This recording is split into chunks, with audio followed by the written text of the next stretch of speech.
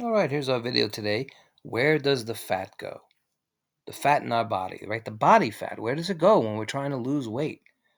That's stored fat within the body. And this is not a health video, so I'm not showing you how to lose weight. I'm just simply saying, where does it go? Where does the fat go? This excessive fat. And in men, it's usually over 24%. And in women, a little more, maybe close to 30% or lower than that. So, in simple terms, we're going to exhale CO2 and water. Those waste products will come from converting fat cells, and so forth to make ATP. We'll go through all that. So it happens with a caloric deficit. We have to have a deficit in calories before we're going to tap into our fat cells. So let's look at that. We'll get a clean page.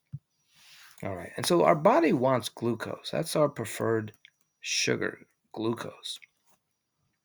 So whatever you're eating, your body's going to convert it to glucose, and all that glucose will be sent to the cells thanks to insulin. The pancreas will be alerted, and insulin will flood the bloodstream. Insulin will attach to all these cells in your body, the 30 trillion cells you have in your body, and the glucose will be able to enter your cells. But if we're not, let's say now what we used all our glucose up, glucose will be stored as glycogen. So be stored in the liver, right over here, as glycogen, right? And it's stored in the liver and the skeletal muscles. So this glycogen is what we're going to use. Let's say we ate at 5 p.m. We'll just give a timeline. At 5 p.m. we had our last meal, and then eventually the body will take whatever glucose is left and store it as glycogen. And that glycogen could stay in your body anywhere between 12 to 18 hours. So depending on the person. Let's say at 11 a.m. At 11 a.m. the next day, you finally used up all your glycogen supplies from the liver and the skeletal muscles. Now your body is going to turn to the fat cells. So it'll get to the fat cells. So the body's smart, right? If you run out of a certain type of fuel, we'll use something else. And what they'll do is these fat cells, the body's going to tap into the fat cells and take the triglycerides, and they're going to break down those triglycerides. So this is what it's actually using. The triglycerides, spell that for you now. Triglycerides are broken down. There we go. And tapping into these fat cells is a special word. Put a little, write it over here. So it's called lipolysis.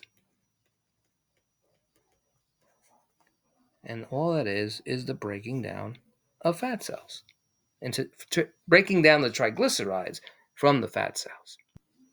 All right, so these fat cells are broken down. We're going to break down the triglycerides in the fat cells. They're broken down into fatty acids. So broken down into fatty acids. And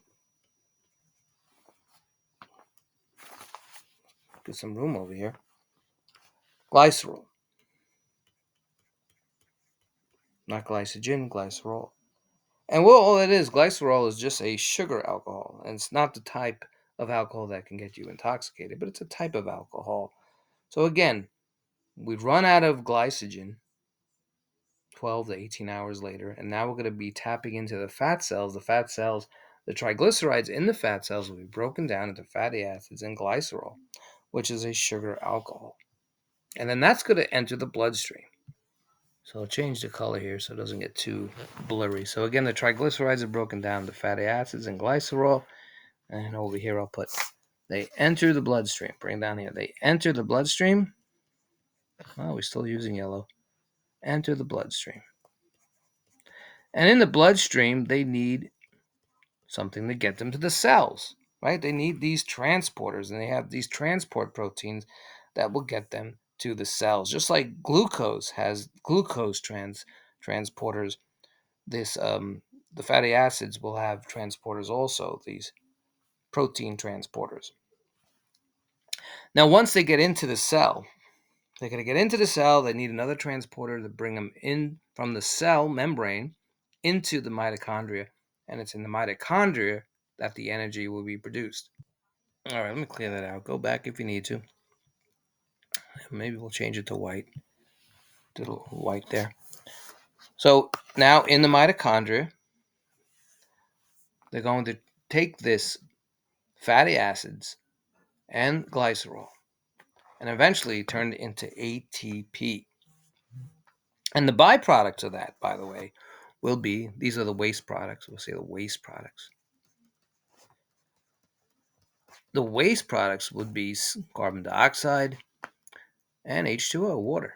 Those are all, and of course, we have ATP. This is adenosine triphosphate, which is the energy our body needs eventually.